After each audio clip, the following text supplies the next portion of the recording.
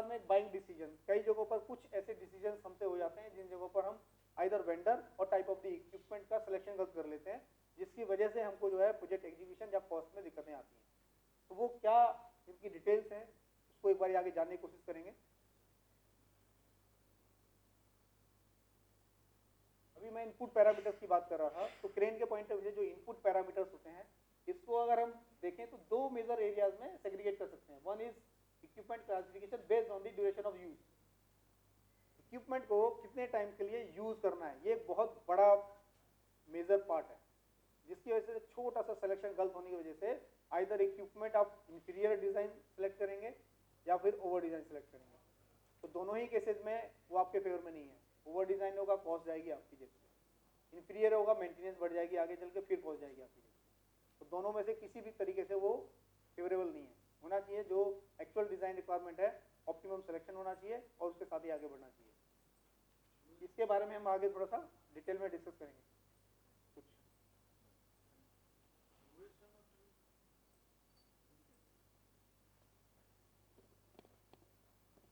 तो मैं रिक्वेस्ट करूंगा एक बार आप हो जाए, एक बार अपना नाम बता दें, कंपनी बता दें, सो दैट कि सभी को पता रहे कि आप Yeah, I'm Saikat Chakravarti from Siemens Limited. Yes, sir.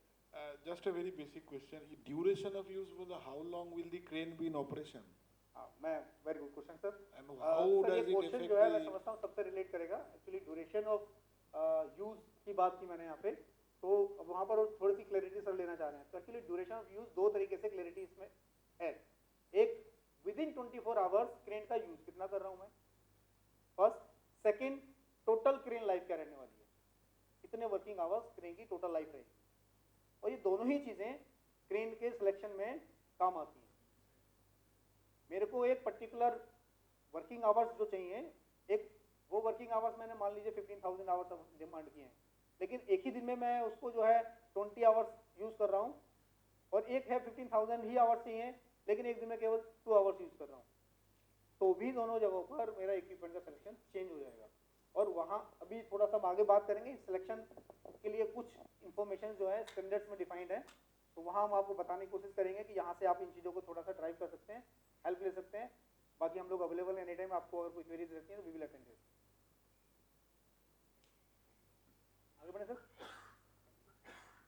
जी। इसके अलावा इक्विपमेंट के जो कुछ इनपुट पैरामीटर्स हैं, इससे अलग ड्यूरेशन ऑफ यूज से अलग, ड्यूरेशन ऑफ यूज एक अकेला पॉइंट है जो मैंने अलग रखा है क्योंकि ये सबसे बड़ा पैरामीटर है। उसके बाद में अदर जो पैरामीटर्स हैं वो भी बिलोंग करते हैं, लेकिन उनके ऊपर आते हैं वो क्या है, लाइक इक्विपमेंट इनपुट पैरामीटर्स में साइट कंडीशन। हम साइट कंडीशन नहीं बताते हैं कई बारी, कई जगहों पर कंडीशंस अलग अलग टाइप की होती हैं, हैजर्डस होती है, कहीं पे मॉइस्चर बहुत ज़्यादा होता है, कहीं टेम्परेचर कुछ अलग टाइप का है। तो वो कंडीशंस जो है इक्विपमेंट की परफॉर्मेंस और इक्विपमेंट के इंटीग्रल सिलेक्शंस के लिए रिक्वायर्ड होती हैं। अगर वो नहीं रहती हैं तो फिर सिलेक्शन सही नहीं होता। बिल्डिंग कंडीशंस नहीं डिफाइन होती हैं, कहीं पे बिल्डिंग पहले से बन चुकी है, कहीं पे बननी है, कहीं कंक्रीटेड है, कहीं फैब्रिकेटेड है, इन सब कंडीशंस का होना, तो ये चीज़ें भी कहीं ना कहीं इक्विपमेंट के सिलेक्शन और उसकी after that erection and commissioning के टाइम पर किस तरीके से परफॉर्म कर रहा है उनको रिलेट करती हैं। इसके बाद एप्लीकेशन रिक्वायरमेंट, आपको इक्विपमेंट किस पर्पज से यूज करना है उसकी क्लैरिटी रहनी चाहिए। उस एप्लीकेशन के पॉइंट ऑफ व्यू से कई जगहों पर हमको क्लैरिटी मिलती है कि यहाँ पर हमको किन और अदर चीज़ों का ध्यान रखना है। अगर आपकी एप्लीकेशन पहले से क्लियर है तो वेंडर जो है आपको गाइड कर सकता है कि आपको इस एप्लीकेशन को मीट करने के लिए ये इन्फॉर्मेशन अभी आपने नहीं दी है या इन्फॉर्मेशन और चाहिए, या ये जो इन्फॉर्मेशन है इनसफिशिएंट है, तो वेंडर आपको वो हेल्प कर सकता है अगर आप उसको अर्ली स्टेज में इन्वॉल्व करते हैं। इसके अलावा कुछ क्रेन के इंटीग्रल एक्सेसरीज और इनपुट पैरामीटर्स से जुड़ा हुआ कुछ जगहों पर हम लोग एक स्पेसिफिक पहले से गाइडलाइन दे देते हैं कि मेरे को मोटर स्लिपरिंग ही चाहिए, कुछ ऐसा बोल दिया, या कुछ ऐसा बोल दिया कि ब्रेक मेरे को यही टाइप चाहिए। तो ये सारी चीज़ें भी कहीं ना कहीं इक्विपमेंट की डिज़ाइन और उसकी अदर इंटीग्रल सिलेक्शन को भी अफेक्ट करती हैं और कॉस्ट को भी अफेक्ट करती हैं। इनका इंटीग्रल सिलेक्शन जो हम कर रहे हैं, हर एक आइटम की डिलीवरी अलग रिलेट करती है। जैसे मैं आइटम चेंज करूँगा, एक पर्टिकुलर आइटम की रिक्वायरमेंट मैं रेज करता हूँ, वो 2 महीने मिल जाता है, कुछ पका 4 महीने मिलता है। अगर वो इंटीग्रल आइटम मैंने ऐसा सेलेक्ट कर लिया जो मिलता है 4 महीने में है, तो क्रेन की डिलीवरी 2 महीने में डिमांड करके हम जो है कहीं ना कहीं वो वेंडर के वो प्रेशर तो क्रिएट कर रहे हैं, पर हमको पता है कि हमने मांगा ये आइटम है, वो डिले होगा ही होगा। तो वहाँ पर भी हम इन चीज़ों को जो है कहीं ना कहीं कोशिश कर सकते हैं करेक्ट करने की, वेंडर को इन्वॉल्व कर सकते हैं। वेंडर आपको गाइड कर सकता है कि किस आइटम के साथ जाने में आपकी परफॉर्मेंस में दिक्कत नहीं आएगी, आपकी एप्लीकेशन में दिक्कत नहीं आएगी। इसके अलावा कुछ एडिशनल नीड अदर भी रहती हैं, लाइक कहीं पे आपको प्लेटफॉर्म अलग टाइप के चाहिए या कुछ लेडर्स चाहिए आपको, तो ऐसी बहुत सारी अदर चीज़ें हैं, कुछ आपको एंटी कोलिजन चाहिए, लो टेल चाहिए, तो इस तरह की बहुत सारी अदर एडिशनल चीज़ें हैं जिनकी आपके परफॉर्मेंस मतलब जिस एरिया में लगनी है, जिस एप्लीकेशन में यूज़ होनी है, जिस तरीके का आपको यूज़ करना है, वहाँ कई बार उनकी नीड होती है, कई बार नहीं होती है, लेकिन हम कई बार स्पेक या फिर कुछ अपनी क्लाइंट नीड को लेकर फंसे रहते हैं और उससे निकल नहीं पाते। तो उसके लिए कहीं ना कहीं वेंडर को इन्वॉल्व करके उसके भी लिए स्पेस है, सॉल्यूशंस हैं कि उनको कैसे हम टैकल कर सकते हैं, जिससे कि ना तो कॉस्ट आपको आए, ना ही आप वेंडर से कुछ ऐसा आइटम डिमांड करें जिसकी आपको नीड ही नहीं है, तो अल्टीमेट तो कॉस्ट बढ़ रही है आपकी, तो उसका कोई मीनिंग नहीं है। और जितने हम आइटम उसमें इन्वॉल्व करेंगे उतनी वेंडर के ऊपर डिलीवरी को मीट करने के लिए भी थोड़ा सा प्रेशर क्रिएट होता है, और वो नंबर ऑफ आइटम्स इंक्रीज करने का मतलब है डिलीवरी को थोड़ा थोड़ा थोड़ा करके बढ़ाना। ये छोटी सी क्लासिफिकेशन में बात कर रहा था पीछे भी आपसे, तो ये थोड़ा सा अगर आप देखेंगे यहाँ पर ये कुछ IS 3177 2020 हम देख रहे हैं, ये 1999 था पहले, अभी 2020 आ गया। ये 1999 में ये ओल्ड इक्विपमेंट जो है क्लास 1 2 3 4 कुछ इस तरीके से क्लासिफिकेशन थी, जो अब M1 to M8 हो गई है। आपका एक IS था 4137 जो कि स्टील इंडस्ट्री के लिए पहले अप्लीकेबल था, अब वो ISB 3177 2020 में मर्ज हो गया है। यहाँ पर आप देखेंगे ये वर्किंग आवर्स पर डे ये डिफाइंड है। Sorry, no, it's based on the IS 3177 which is specifically for the crane design. It is relevant to the EOT crane design only. तो क्रेन के लिए जो रिलेवेंट स्टैंडर्ड है ये वो है, उसकी जो इंटीग्रल डिजाइन कर रहे हैं इसको माइंड में रखते हुए करने होंगे। यहाँ पर उसकी मिनिमम या मैक्सिमम लिमिटेशंस डिफाइंड है एप्लीकेशन और अदर चीज़ों को देखते हुए। तो यहाँ पर ये जो क्लास ऑफ ड्यूटी की हम बात कर रहे हैं, इससे जुड़े हुए काफ़ी फैक्टर्स ऐसे हैं जो 3177 या इससे जुड़े हुए अदर जो स्ट्रक्चरल कोड्स हैं 807 है या 800 है, जो अदर इंडियन स्टैंडर्ड्स हैं जो क्रेन से रिलेट करते हैं, वहाँ कुछ फैक्टर्स डिफाइंड है जिसकी वजह से क्रेन का कोई भी इंटीग्रल आइटम जब हम सेलेक्ट करते हैं उसकी साइजिंग पे उसका इम्पैक्ट आता है। कहीं पर आपने अगर M1 डिमांड किया है जो 0.5 to 4 hours per day use होना है, और एक ये M8 डिमांड किया है जो मिनिमम 12 आवर्स यूज़ होना है, तो ये मिनिमम एवरेज कहीं ना कहीं एवरेज लिखी हुई है कि इतना डेली ऑलमोस्ट यूज़ होगी इक्विपमेंट। तो जब ये इतना यूज़ होगी तब ये बता रहा है कि क्रेन की एक्चुअल आपको जो वर्किंग आवर्स टोटल लाइफ में चाहिए ये हो सकते हैं। ये आपका IS 3177 2020 रिकमेंड करता है कि आप, और इसके बाद इसके आगे भी कुछ चीज़ें वो रिकमेंड करता है। ये एक अलग टेबल है IS 3177 में ही, जो आपको आपकी एप्लीकेशन कहाँ पर आप लगा रहे हैं, किस तरीके की टाइप ऑफ क्रेन है, किस मोशन में, किस क्लास ऑफ यूटिलाइजेशन, लोडिंग या ग्रुप मैकेनिज्म के लिए साथ आप जा सकते हैं, वो भी यहाँ पे डिफाइन किया हुआ है। तो आपका सिलेक्शन जो है 3177 2020 ने काफ़ी ईजी किया हुआ है। तो कई जगहों पर हम लोग जो है जैसे पावर स्टेशन की बात करें तो हम यहाँ पे M5 डिमांड कर लेते हैं। तो जैसे मैं फैक्टर्स इंक्रीज कर रहा हूँ तो फैक्टर इंक्रीज करने पर हो क्या रहा है, अभी देखिए यहाँ पे ये 0.5 to 4 आवर चलना है, ये 4 to 6 चलना है। तो जिस इक्विपमेंट की रनिंग ज़्यादा होनी है मीन्स उसके इंटीग्रल आइटम में वियर एंड टियर ज़्यादा होगा, उसके ऊपर स्ट्रेसेस ज़्यादा जनरेट होंगे, तो नेचुरल उसका सिलेक्शन थोड़ा सा हायर करना पड़ेगा। कुछ जगहों पर वो थोड़ा बढ़ता है, कुछ जगहों पर ज़्यादा बढ़ जाता है। ठीक है, तो अब इक्विपमेंट की जब आपकी साइजिंग बढ़ेगी तो कॉस्ट बढ़ेगी, और यदि आपका स्टैंडर्ड ऑलरेडी जो है आपको बोल रहा है कि आपको M3 पे ही सफिशिएंट है, आपके लिए उससे जाने की जरूरत ही नहीं है, तो आप जब उसकी साइज को इंक्रीज कर रहे हैं, क्लासिफिकेशन इंक्रीज कर रहे हैं, तो आप इनडायरेक्ट वे में अपनी कॉस्ट इंक्रीज कर रहे हैं। ठीक है, और कॉस्ट इंक्रीज करने का आपको कोई ऐसा एडवांटेज मिलनी नहीं है, अल्टीमेट तो हमने क्रेन ही तो सप्लाई करनी है जो कि उस पर्टिकुलर एप्लीकेशन को, उस पर्टिकुलर एनवायरनमेंट को सूट करे, जो पर्टिकुलर लाइफ पर डे वहां पे चाहिए उसको मीट करे, जो उसको टोटल लाइफ चाहिए उसको मीट करे। क्योंकि ओवर डिजाइन या लोअर मतलब इंफीरियर डिजाइन दोनों में से किसी के साथ भी जाने में बेनिफिट नहीं है। मैं चाहूंगा सर खड़े होकर प्लीज आप बता दें थोड़ा सा प्लीज। तो प्लीज अपना नाम एक बार बता दें और कंपनी। मेरा नाम दीपंकर राय है जी। और ये मैं कह रहा हूँ कि इसमें फैक्टर ऑफ सेफ्टी भी कंसीडर करना है, क्योंकि बहुत बार क्लाइंट क्या बोलता है कि मेरा 3 घंटा 4 घंटा चलेगा, लेकिन उसका जब अपना प्रोडक्शन डिमांड बढ़ जाता है तो 7-8 घंटा में भी चला जाता है। जी जी, तो मैं सर थोड़ा सा ब्रीफ करूंगा आपको। अभी सर ने बात की फैक्टर ऑफ सेफ्टी की, तो मैं इसको थोड़ा सा क्लियर करता हूँ आपको, फैक्टर ऑफ सेफ्टी की इससे अलग नीड है या नहीं है। तो पहले तो मैं एक बार दोबारा से पिछली स्क्रीन पे आता हूँ एक बारी। यहाँ आपका इस वर्ड को पढ़ेंगे sir please. Average means minimum and maximum को काउंट करते हुए एवरेज डेज निकाले हुए हैं। अगर आप डेली आधा घंटा यूज करते हैं और किसी दिन आप 8 घंटा यूज कर भी लेते हैं महीने में, तो इट विल नॉट मैटर। ठीक है, एवरेज डेज की बात हो रही है, मतलब एवरेज वर्किंग आवर्स की बात हो रही है फर्स्ट। ठीक है, तो एक आध दिन अगर आपने ज्यादा यूज किया है it will not matter, but daily अगर कर रहे हैं तो वो फिर आपका यहां से यहां आ जाएगा, अगर डेली कर रहे हैं।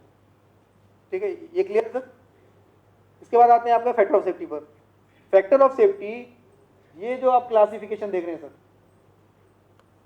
आईएएस में, ये जो क्लासिफिकेशन दी हुई है ना, इस क्लासिफिकेशन से जुड़े हुए फैक्टर ऑफ सेफ्टी अलग अलग जगह पर डिमांड की हुई है, जो आपको इससे अलग कंसीडर नहीं करनी है। इसको आपने सेलेक्ट कर लिया तो आपने बता दिया है कि हमने इसके साथ जाना है, और आईएएस ने वहां पहले से रिलेट कर रखा है कि जब आप इस क्लासिफिकेशन के साथ जाएंगे तो आपको ये फैक्टर लेना है, और इसके साथ जाएंगे तो ये फैक्टर लेना है। सभी जगह पर आपकी फैक्टर रिक्वायरमेंट्स अलग अलग चेंज होती रहेगी जैसे ही आप उसकी क्लासिफिकेशन चेंज करेंगे। फॉर एग्जाम्पल मैं अगर आपको बता दूं, M5 में आज की डेट में factor of safety for the wire rope is 4.5 and for the class M8 is 9। Clear sir? तो हमने वहां पे फैक्टर ऑफ सेफ्टी इंक्रीज नहीं किया, हमने केवल बताया कि M5 लेना है या M8 लेना है। M5 पर 4.5 फैक्टर ऑफ सेफ्टी है और M8 पर 9 है।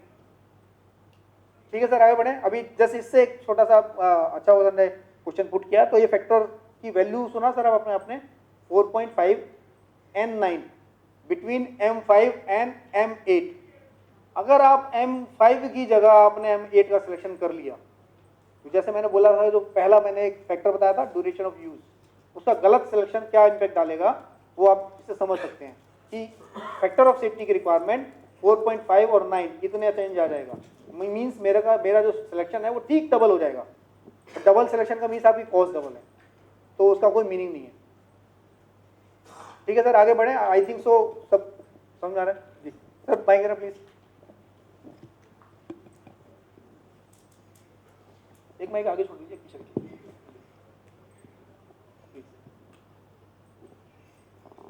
थैंक यू, आपने ये चीज़ बताया, बिकॉज मोस्टली हमारे ईपीसी में इतना डिटेल्स में कोई स्पेक में रहता नहीं है यूजुअली।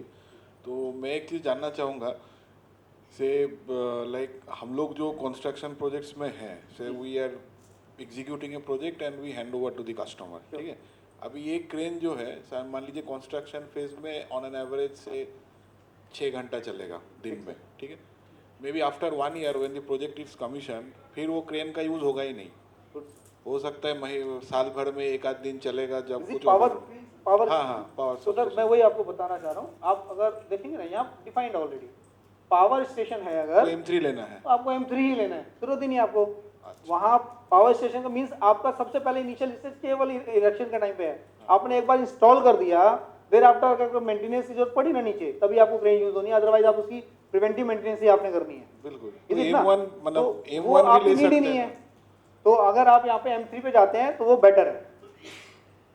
अच्छा, नहीं मतलब जस्ट मैं समझना चाह रहा था कि सिलेक्शन क्राइटेरिया क्या होगा। हम तो बोलेंगे भाई M1 डालो, एग्जाम्पल ना, जस्ट फॉर अंडरस्टैंडिंग। बिल्कुल ठीक है सर, लेकिन इनिशियल आपने बोला 1 साल अच्छा पीरियड है, इट्स नॉट दैट कि जैसे मैंने बोला 1 दिन वाली बात है तो वो कंसीडर नहीं करनी है। लेकिन आप यूजुअली हम लोग 1 जो साल करते हैं, मान लीजिए 3 से 4 महीना एक स्टैंडर्ड 18 मंथ्स के प्रोजेक्ट में, ये क्रेन का जो रेगुलर एप्लीकेशन है 2-3 घंटे 5-6 घंटे का, वो मान लीजिए 3 से 4 महीना रहता है, नॉट मोर देन दैट। ठीक है, तो इन दैट केस मतलब ये अगर बाउंड है M3 लेना है then it is fine. Sir 5 से 6 घंटा आपका M5 में आ रहा है, ठीक है, तो it means it is already considered that कि आप इसको कुछ टाइम के लिए ही यूज कर रहे हैं, that's why IAS is recommending in this area M3, otherwise वो आपको M5 भी रिकमेंड कर सकता था। ठीक है, तो कहीं ना कहीं ये चीजें जो है एक अच्छी रिसर्च के बाद जो है डिफाइन हुई हैं, और इसमें IS 3177 में कोई भी अमेंडमेंट्स होती हैं या फिर कुछ भी चेंजेस होता है तो जितने पेंट मैन्युफैक्चरर्स होते हैं उनसे अलग अलग टाइप के सजेशंस जाते हैं, उन पे एक अलग बहस होती है, वो एक जो आपके स्टैंडर्ड्स डिफाइन कर रही है एजेंसी, उनको वो गो थ्रू करती है, उसके इफ नो बट्स आपस में इंटरचेंज करते हैं उनके क्वेश्चन आंसर, और फिर कहीं जाके फ्रीज होती हैं चीज़ें। तो काफ़ी चीज़ों को एनालाइज करने के बाद हम यहाँ पर पहुँच रहे हैं। तो आई थिंक सो जो IS रिकमेंड कर रहा है वी कैन फॉलो दैट। ये आगे बढ़ते हैं सर, काफ़ी कुछ है और आगे, तो इसको मैं थोड़ा सा जल्दी पास करता हूँ क्योंकि यहाँ पे अलग अलग टाइप ऑफ इंडस्ट्री के पॉइंट ऑफ व्यू से आपका सिलेक्शन जो है ब्रीफ किए हुए हैं, तो हम 3177 को रेफर करते हुए अपने सिलेक्शन को कंसीडर कर सकते हैं। यहाँ पे अलग अलग टाइप का बता रखा है, आपका हैवी मिल्स एरिया में है या फिर कास्टिंग एरिया में है, इस तरीके से आप यहाँ पर अभी जैसे आप देख पा रहे हैं ये काफ़ी सारे आपके मेजर इनपुट पैरामीटर्स हैं। तो जैसे हम यहाँ पे बात कर पा रहे हैं, क्लास ऑफ ड्यूटी है, कैपेसिटी है, स्पैन है, स्पीड्स हैं, यहाँ पर ड्राइव्स वगैरह के बारे में क्लियरिटी बात मिली है। तो ये नियर बाय आपका 25-30 के करीब नंबर ऑफ पॉइंट्स हैं जिनके सही इनपुट ना देने की वजह से क्रेन की कॉस्ट डायरेक्टली चेंज होती है। तो यदि आप वो इनपुट पैरामीटर्स सही दें, यदि आपको नहीं पता है तो वेंडर को इन्वॉल्व करें और जानने की कोशिश करें उनकी नीड है भी या नहीं है। यदि आपकी नीड ही नहीं है तो क्यों आप उसकी तरफ जा रहे हैं? अल्टीमेट आप अपनी कॉस्ट बढ़ा रहे हैं और जितनी नीड आप बढ़ाएंगे उसकी डिलीवरी पे भी इम्पैक्ट आएगा उसका। और यदि आपने इनिशियल स्टेज में उसकी क्लैरिटी नहीं ली और आप थोड़ा आगे बढ़ गए तो होगा क्या, वेंडर के साथ फिर कुछ ना कुछ आपका बाद में दिक्कतें आएंगी।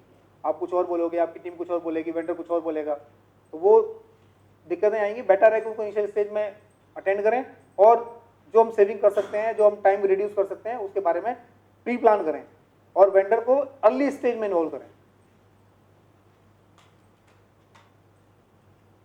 ये सब प्रोजेक्ट्स से जुड़ी हुई एक छोटी सी एक सैंपल मैं आपको देना चाह रहा हूँ, कुछ बताना चाह रहा हूँ। इसको थोड़ा सा समझने की कोशिश करिएगा और एक बारी बताइएगा मेरे को कि यहाँ हम कितने गलत कितने सही हैं। और प्रोजेक्ट्स में इस तरह की प्रैक्टिस जो बनी रहती है, इससे प्रोजेक्ट्स जो एग्जीक्यूट कर रहे हैं उनको अर्न क्या हो रहा है। एक 10 टन की कैपेसिटी की क्रेन एक्चुअल में चाहिए, जिसका हैवीएस्ट वेट जो हैंडल करना है वो 10 टन है, ठीक है। तो अब उसके लिए हमने सिलेक्शन किस तरीके से होता है इन जनरली प्रोजेक्ट्स में, एक बार समझने की कोशिश करिएगा सर। इक्विपमेंट मैन्युफैक्चरर वो बताता है उसका वेट 10 टन है, तो थोड़ा सा हायर साइड जाएगा, बोलेगा जी मेरे इक्विपमेंट का वेट है 12 टन। आपका मान लीजिए जीआईएस 10 टन का है, आपने उससे इनिशियल स्टेज में पूछ लिया कि भाई वेट बता कितना है, उसने आपको सही वेट बताया नहीं, बोला जी 12 टन होगा, ठीक है। अब आप उस स्टेज में आए कि जी 12 टन वो बता ही रहा है, थोड़ा सा हम मार्जिन ले लेते हैं। आपने क्या किया जी, आपने 20% का फैक्टर लगा दिया, अब ये हो गया जी 14.4। उसके बाद आप आगे जाते हैं, आपका ओनर बोलता है भाई 20% मार्जिन से पहले तो मैं बात ही नहीं करूंगा, तो आपको जो कैपेसिटी चूज करनी है वो 20% हायर लेनी है कम से कम, ठीक है। तो क्या हुआ, ये 14.4 जो है 17.28 हो गया, ठीक है। तो अब अल्टीमेट इसके साथ अब क्रेन कैपेसिटी आपने क्या किया, ये काम करते हैं 17.5 सेलेक्ट कर लेते हैं। आपने बोला मेरे को 17.5 टन की क्रेन चाहिए। अब आप पहुंच गए क्रेन वेंडर के पास, तो 10% का मार्जिन क्रेन वेंडर भी ले लेता है अपने पास, क्या थोड़ा सा सेफर साइड होना चाहिए, ठीक है। अल्टीमेट हुआ क्या कि आप जो है नियर बाय 10 के अगेंस्ट 20 टन पे काम कर रहे हैं।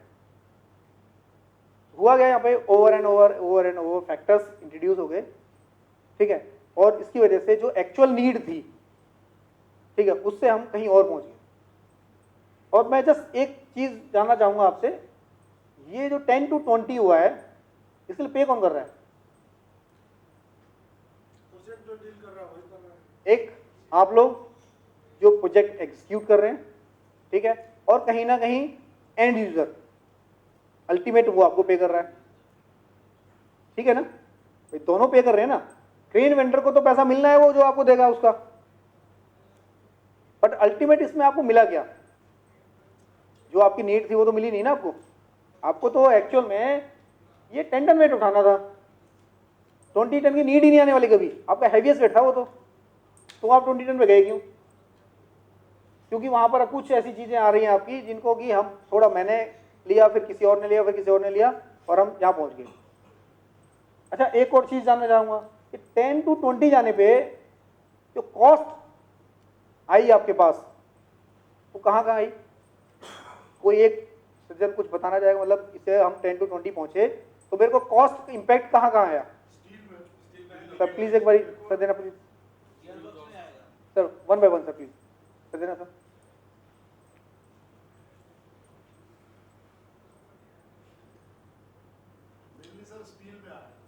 स्टील और मोटर सिलेक्शन ऑन नहीं है sir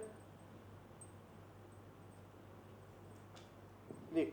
steel, prime factor steel, then motor selection. ये आपने अभी क्रेन के इंटीग्रल की बात की, इंटीग्रल क्रेन इंटीग्रल आइटम्स की बात की, क्रेन के अंदर के पार्ट की बात की। हाँ ठीक है, मैं बोल रहा हूँ आपको क्रेन की कैपेसिटी 10 to 20 हो गई तो कॉस्ट ऑफ क्रेन की बढ़ी गई। हाँ बढ़ी। मैं बोल रहा हूँ इससे अलावा कोई और भी इम्पैक्ट आएगा क्या? Sorry sir, please please sir, mike दीजिए प्लीज सर, प्लीज एक बार अपने नाम बताएंगे please. I'm S. N. Gupta. हाँ. जी गुप्ता जी, आप कहाँ से? हम MS सर्टिफिकेशन से we used to do energy जी ऑडिट्स. प्लीज बताएं sir. Actually, the life cycle cost of the crane will be more, and the electrical energy will be consumed as more in that case. Okay, कोई और कुछ बताना चाहेगा? जी sir, कुछ कहना चाहते हैं? Ayan sir, Chakraborty from Siemens. अच्छा अच्छा, इसके अलावा जो क्रेन जहाँ पे माउंट होगा उसका जो कैपेसिटी होगा या फिर जो कॉलम पे होगा या ब्रैकेट होगा वो हेवी होगा, उसका जो लोड बिल्डिंग के फाउंडेशन पे आएगा वो हेवी होगा, building that's the actual impact. होगा। तो those are the points. That's the actual impact. एक बार जोरदार ताली। यहाँ पर ये रियल फैक्ट है। यहाँ पर आपने 10 टन की क्रेन की 20 टन की कॉस्ट देकर आपने Thank you, sir. Thank you. ज्यादा नहीं खर्च किया है। एक्चुअल में 20 टन के लिए अब आपने शेड डिजाइन कर लिया है। आपकी एक्चुअल जो बिल्डिंग कॉस्ट है वो 10 टन के लिए डिजाइन हुई नहीं है, बिल्डिंग आपकी 20 के लिए डिजाइन हो गई है। तो आपने डबल के लिए बिल्डिंग डिजाइन की है, तो नेचुरल है आपकी टोटल जो बिल्डिंग कॉस्ट है वो कम से कम 50% तो इंक्रीज हो ही गई है। इज इट ना? सहमत है सभी? आगे बढ़े। तो अब इससे एडवांटेज क्या मिली हमको? कुछ नहीं। और जब हम इन चीजों को जानते हैं और इसके ऊपर आते हैं जी कॉस्ट घटी या बढ़ी, तो कॉस्ट तो बढ़ रही है। तो जो हम बात करें तो शुरुआत में एंगर टू स्माइल नहीं जा पाएंगे, वहीं खड़े रहेंगे। तो इसको हम कैसे खत्म कर सकते हैं? सिंपली जो मैं पहले ही बोला, वेंडर को अर्लियर स्टेज में इन्वॉल्व करें। वो आपको हेल्प कर सकता है कि हम कहाँ ऐसी जगहों पर ऐसे लिकुनाज हैं जिनको कि अगर हम काउंटर कर लें तो they will help you, they will help you to reduce your overall project cost. It's not about the crane only. ठीक है, यहाँ आप अगर इसको सही तरीके से देखने की कोशिश करेंगे तो 10 to 20 के बीच में मैं आपको रिटर्न में दे सकता हूं आपकी क्रेन कॉस्ट से कई गुना कॉस्ट आपने बिल्डिंग में इन्वेस्ट किया है। यदि आपने वेंडर को इनिशियल स्टेज में इन्वॉल्व कर लिया होता तो आप मान के चलिएगा क्रेन आपको फ्री मिल रही है। इज इट ना? सहमत है आप? प्लीज सर, जी सर, माइक देना सर। तो प्लीज एक बार अपने बारे में बताएं। My name is Bishwet Pal. I am from Macro Corporation please, Enterprise sir. Limited. Yeah. Suppose there is one building where there is a future provision, but I don't know about what is the load coming in the future. But I will put one crane for future also. Okay. How we will select the capacity of the train? Sure sure. देखिए sir, जब हम future की भी बात कर रहे हैं तो यहाँ पर केवल क्रेन की कैपेसिटी जो है only is not the part that will affect your building cost. It's not the only one factor. Another कुछ और भी फैक्टर्स हैं जो आपकी बिल्डिंग कॉस्ट को अफेक्ट करते हैं। यदि आप जो है वेंडर को इनिशियल स्टेज में इन्वॉल्व कर रहे हैं तो help on those factors also. ठीक है, क्रेन कैपेसिटी की अगर हम बात करें कि आपको सिलेक्शन क्या करना है, तो जब आप फ्यूचर प्रोजेक्शन की बात कर रहे हैं तो कहीं ना कहीं आपने कुछ तो फाइनल किया होगा कि मेरे को किस तरीके के आइटम्स के लिए प्लान करना है। कुछ तो आपने ये प्लान किया होगा कि मेरा जो आइटम बनेगा वो इस तरीके के बनेंगे। तो वो आज की डेट में जो अदर वेंडर्स काम कर रहे हैं उस पर्टिकुलर प्रोडक्ट के लिए अगर उनसे पूछा जाए हैवीएस्ट वेट क्या है, तो हम उस हैवीएस्ट वेट के साथ जा सकते हैं instead of that one multiplying factors. ठीक है, एक तो वो हम वहां पर एक्चुअल सेलेक्ट करें, करेक्ट सेलेक्ट करें, डाउनवर्ड नहीं जाना है और अपरवर्ड भी नहीं जाना है। ठीक है, एक चीज वो। दूसरा यहाँ पर कुछ अदर जो फैक्टर्स हैं वो क्या हैं, एक बार आगे बढ़ते हैं, कुछ और भी चीजें आपको मिलेंगी देखने के लिए।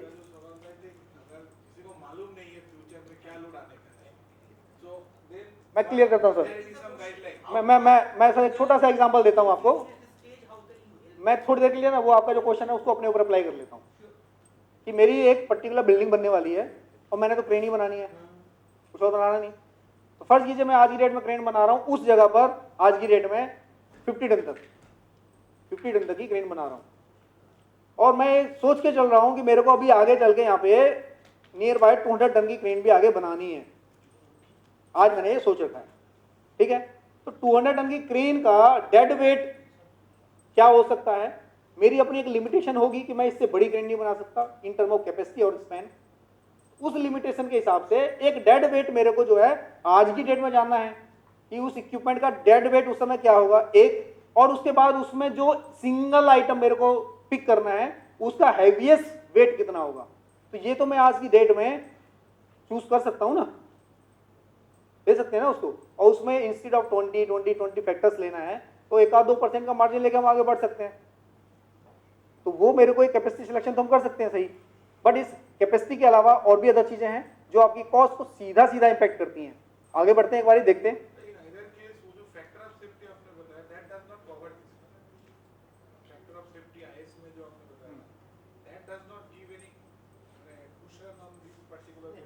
Sir the factor of safety जो है वो एक्चुअल में क्या है, सर मैं एक बार थोड़ा क्लियर हूँ।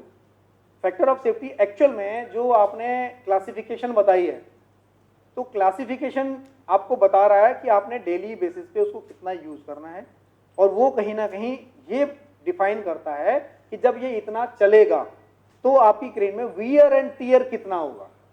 ठीक है, तो जितना ज्यादा वियर एंड टीयर होगा उतने ज्यादा फैक्टर ऑफ सेफ्टी की नीड होगी। तो वहां पर वो केवल उस क्लास ऑफ एप्लीकेशन को जो है क्लासिफिकेशन को काउंटर कर रहा है, आपके वेट को काउंटर नहीं कर रहा है। ठीक है सर, आगे बढ़ते हैं सर। जी प्लीज सर, माइक देना प्लीज। हेलो, हाँ बोल रहा हूँ नाम बताइए sir please. Prasun Dasgupta techno electric से। जी गुप्ता जी। हाँ बोल रहा हूँ, सपोज कि हम लोग का एक बिल्डिंग है, हाँ, जी। उसमें हम लोग का कोई स्पेसिफिकेशन अलग से नहीं है, हम लोग सिंगल गार्डर भी चूज कर सकते हैं, डबल गार्डर भी चूज कर सकते हैं। तो as per building plus crane मिला के आप क्या सजेस्ट करेंगे, सिंगल गार्डर क्रेन या double girder crane? Very good question sir. ये सब मैं समझता हूँ ये छोटा सा चैलेंज जो है ऑलमोस्ट सभी के साथ आता होगा कि मैंने डबल गार्डर के साथ जाना है या सिंगल गार्डर के साथ जाना है। तो अल्टीमेट जो हमारा इसका सिलेक्शन है वो क्रेन की लेंथ मींस स्पैन और क्रेन की कैपेसिटी, इन दोनों को रिलेट करते हुए होता है। साथ के साथ आप किस एप्लीकेशन के लिए उसको यूज कर रहे हो उसको साथ में इंट्रोड्यूस करते हुए। Suppose with in GIS substation, GIS है तो वहां पर आपका मैक्सिमम सिंगल गार्डर क्रेन्स के साथ जो है वर्किंग सफिशिएंट होती है। डबल गार्डर क्रेन्स की जनरल नीड होती नहीं है, क्योंकि डबल गार्डर पे आप जाओगे तो क्रेन का डेड वेट भी इंक्रीज होगा और क्रेन का जो प्राइस है वो भी इंक्रीज होगा। क्रेन का डेड वेट आप इंक्रीज कर रहे हैं तो इनडायरेक्ट आपकी बिल्डिंग कॉस्ट फिर आप इंक्रीज कर रहे हैं, तो जो हमारा आज का मोटिव है वो कहीं ना कहीं खत्म। फायदा नहीं, आपकी कॉस्ट इंक्रीज करके आपको फायदा मिलेगा। अगर आप डबल गार्डर पे जाते हैं चूंकि उसमें स्ट्रक्चरल इन्वेस्टमेंट बढ़ती है तो उसका डेड वेट इंक्रीज होता है। क्रेन का डेड वेट इंक्रीज होगा तो व्हील लोड के थ्रू जो है आपकी गेंट्री पर आएगा, आपके कॉलम्स पे आएगा, तो वो आपको थोड़े से स्ट्रेंथन करने पड़ेंगे, बड़े लेने पड़ेंगे। तो उनका सिलेक्शन आपने इंक्रीज किया, क्रेन की कॉस्ट भी बढ़ा दी, बिल्डिंग की कॉस्ट भी बढ़ा ली, देयर इज नो बेनिफिट। ठीक है, बट सिंगल क्रेन के साथ जाने पर अगर आप जा रहे हैं आपका एप्लीकेशन जो है पूरी तरीके से जो फुलफिल होता है। अभी हम पीजीसीएल की बात करें तो ऑलमोस्ट 90% सप्लाई हम लोग कर रहे हैं और वहाँ पर सभी जगह पर मोर देन 95% ट्रेन जो है वो सिंगल गार्डर ट्रेन ही जाती हैं। जहाँ पर वो 12 टन या 15 टन के आसपास की उनकी कोई नीड बनती है गलती से, तब वो डबल गार्डर प्रेफर करते हैं। और जैसा मैंने अभी बोला कि क्रेन कैपेसिटी, स्पैन और उसकी एप्लीकेशन, इन तीनों को चीज़ों को माइंड में लेकर चला जाता है। तो मैक्सिमम जो सिलेक्शंस हैं वो अप टू 10 टन 12 टन जो है सिंगल गार्डर प्रेफर की जाती हैं, अगर स्पैन आपका विद इन 12 मीटर है। अगर उससे ऊपर जाता है तो इन जनरली डबल गार्डर प्रेफर की जाती है। तो हाइट रिडक्शन का कुछ हाइट ऑफ लिफ्ट का ऐसा कुछ ज़्यादा फर्क नहीं पड़ता है, क्योंकि उसके वजह से आपका होइस्टिंग इक्विपमेंट में केवल चल जाता है, तो उसकी वजह से बहुत लिटिल इंक्रीज होता है आपके डेड वेट में, तो उसका कंट्रीब्यूशन जो है ऐसा आपकी बिल्डिंग पे कोई बड़ा इंपैक्ट नहीं डालता। इनके क्वेश्चन पे I will just like to add something. ये अंडर स्लंग क्रेन आपने एक वैरायटी दिखाया ना, और जो ईओटी क्रेन अभी आप हम लोग यूजुअली सबस्टेशन में डालते हैं, वो जो कंट्रोल पैनल है वो तो गार्डर के ऊपर बैठता है ना ईओटी क्रेन में। तो उसमें क्या होता है ना, हमारा बिल्डिंग का हाइट अराउंड 1.5 मीटर करीब इंक्रीज हो जाता है, 1.5 से 2 मीटर। आप डबल गार्डर की बात कर रहे हैं? नहीं, सिंगल गार्डर, डबल गार्डर का, यस। तो ऐसा कोई मतलब सिलेक्शन क्राइटेरिया है क्या, मतलब where we can go for underslung crane and when we can need to give this EOT ऊपर में जो to reduce that height above that girder? Sir मैं एक बार थोड़ा क्लियर कर देता हूँ। एक आपने अंडर स्लंग वर्ड यूज किया, एक डबल गार्डर की बात हो रही है, और अभी हम जो बात कर रहे थे वो सिंगल गार्डर की बात कर रहे थे, सिंगल गार्डर ईओटी की। Actually under slung crane little bit differ है, होइस्ट की तरह वो क्रेन भी हैंग करती है। ठीक है सर, तो एक अलग एप्लीकेशन है, मैं आपको पिक्चर एक बार दिखाना पसंद करूंगा।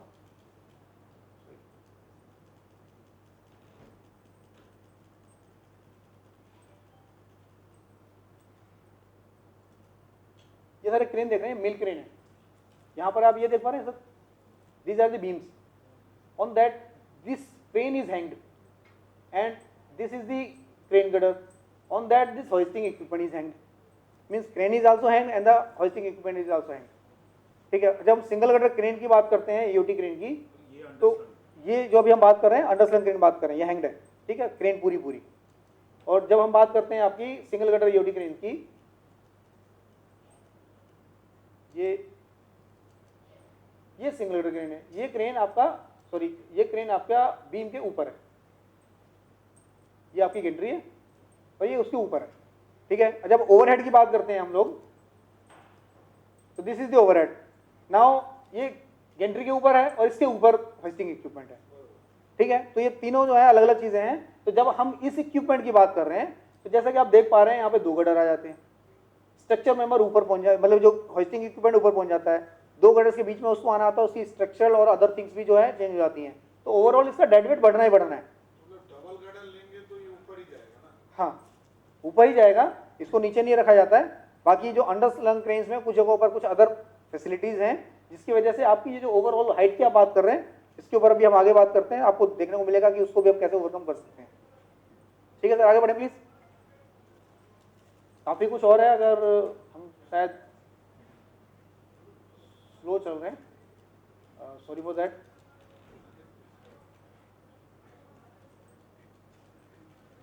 ये तो अभी हमने क्रेन कैपेसिटी के ऊपर भी बात की हमने।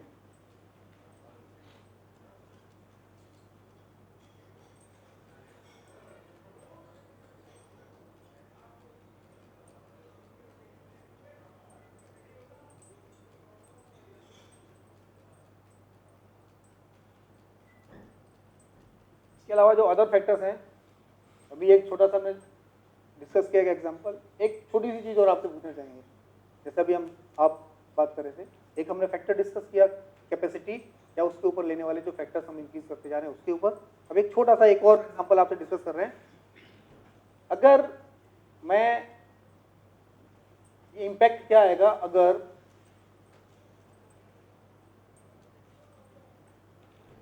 अगर हम corbel height from floor means from this level to this level, इसको रिड्यूस कर दें।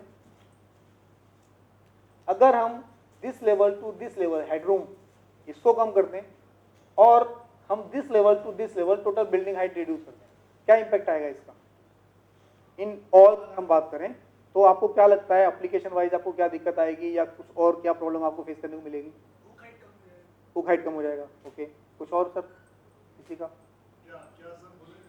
अगर हम आपकी ये फ्लोर हाइट कम कर रहे हैं हेडरूम कोरबेल की, या हेडरूम कम कर रहे हैं या टोटल बिल्डिंग हाइट कम कर रहे हैं, तो इसका जो मेजर इम्पैक्ट है वो क्या आने वाला है आपका? Sorry, walkway it will in this direction. I am asking in this direction. हाँ, वो हॉरिजॉन्टल विड्थ मिलेगी आपको तो मिल जाएगा वो। सर LT वॉकवे आपका यहाँ आएगा in this direction along the bay. तो एक हॉरिजॉन्टल वर्जन में बात हो रही है, मैं भी आपसे वर्टिकल बात कर रहा हूँ इन दिस पे। अगर मैं हाइट रिड्यूस कर रहा हूँ कॉर्बेल लेवल तक की, या फिर कॉर्बेल से ऊपर टॉप मोस्ट पार्ट जो बिल्डिंग का है वहाँ तक की, या टोटल बिल्डिंग की, तो हमको क्या इम्पैक्ट देखने को मिलेगा? सिविल कॉस्ट रिड्यूस हो जाएगी। ओके, कुछ और सर कुछ कहना चाहेंगे? चलिए आगे बढ़ते हैं, थोड़ा सा लेट हो रहा है और भी बहुत सारे टॉपिक हैं। एक्चुअली मेरी बिल्डिंग कॉस्ट रिड्यूस हो जाएगी। ठीक है, अभी आपने क्वेश्चन बीच में थोड़ा सा ऑब्जर्वेशन आपने दी कि मेरी हुक हाइट या हाइट ऑफ लिफ्ट वो कम हो जाएगी। एक्चुअल में हम बिल्डिंग हाइट अगर कम कर रहे हैं तो नेचुरल है उसका आपके हुक हाइट पर इम्पैक्ट आएगा, but there are the many other solutions which may meet your hook height as well as the reduce the building height. ठीक है, which can be countered with the help of the vendor only. वहाँ उसके पास कई सारे ऐसे solutions हैं जो आपकी बिल्डिंग हाइट को रिड्यूस करने में हेल्प कर सकते हैं with the same height of lift. ठीक है।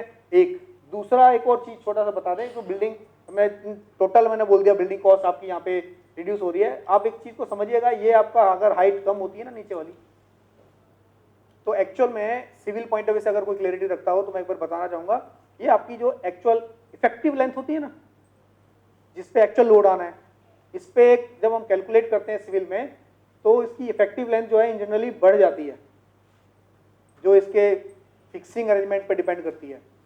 तो कहीं पे 1.7 होती है, कहीं कुछ होती है। तो जितना मैं इस लेंथ को कम कर रहा हूँ, सीधा सीधा इस कॉलम के लिए उसका जो सिलेक्शन रिक्वायरमेंट है उसको कम कर रहा हूँ। सीधा सीधा चेंज हो रहा है बिना किसी अदर पैरामीटर को चेंज किए। तो बिल्डिंग कॉस्ट यहाँ से भी हमारी सेव होती है। एक आगे आते हैं हम थोड़ा सा, ड्यूरिंग इंजीनियरिंग या एग्जीक्यूशन ऑफ द प्रोजेक्ट, ये वेंडर के साथ ना हमारी कुछ ऐसी स्टेज बनी रहती है, एक फाइटिंग मोड में रहते हैं हम, कुछ ना कुछ उसको बोलते रहते हैं कि भाई तू दे नहीं रहा है, टाइम पे रिप्लाई नहीं किया तूने, मैंने कुछ और बोला था तूने कुछ और दे दिया, कमेंट तो मैंने कुछ और किया था, तू कुछ और बोल रहा है, अरे ये स्कोप में ये नहीं है, स्कोप में ये है, समथिंग लाइक दैट। कुछ ना कुछ चलता रहता है। फिर ऊपर से वह पता चलता है कि आप लोग भी एक अंडर प्रेशर होते हैं, क्लाइंट आपके जो बॉस हैं वो बोल रहे हैं भाई इसका क्या हुआ, ये अब तक एग्जीक्यूट हो जाना चाहिए था, एग्जीक्यूट नहीं हुआ, आप फिर वो वेंडर पे ट्रांसफर करते हैं, यार तेरी वजह से मेरे को सुनने को मिल रहा है। तो समथिंग लाइक दैट एक अलग साइकिल बन जाता है, जिसमें जो पहली मोटिव है हमारा एंगर टू स्माइल, वो सॉल्व ही नहीं होता। तो ये भी जो स्टेज है, जो मैंने इससे पहले पीछे आपको बताई, क्लैरिटी ना होने की वजह से स्टेजेस आती हैं। Clarity in term of input parameters, clarity in term of scope, clarity in term of कि एग्जीक्यूशन के टाइम पे क्या रिस्पॉन्सिबिलिटीज आपकी हैं, क्या आपके स्कोप में है, क्या उसके स्कोप में है। तो इस तरह की जो क्लैरिटीज हैं वो ना होने की वजह से दिक्कतें आती हैं। कुछ ऐसी चीज़ें जो आपकी नीड है और आपको टाइमली आप उसको शेयर नहीं कर पाए, लाइक कई जगहों पर लेटर्स को लेके बात आ जाती है, प्लेटफॉर्म को लेके बात आ जाती है, कई जगहों पर आपका इरेक्शन कमीशनिंग को लेके बात आती है, कई जगहों पर ट्रांसपोर्टेशन को लेके बात आती है कि ये चीज़ें किसने करनी है, इरेक्शन कमीशनिंग किसने करना है, सुपरविजन करना है नहीं करना है, साइट पे लोड किसने देना है नहीं देना है।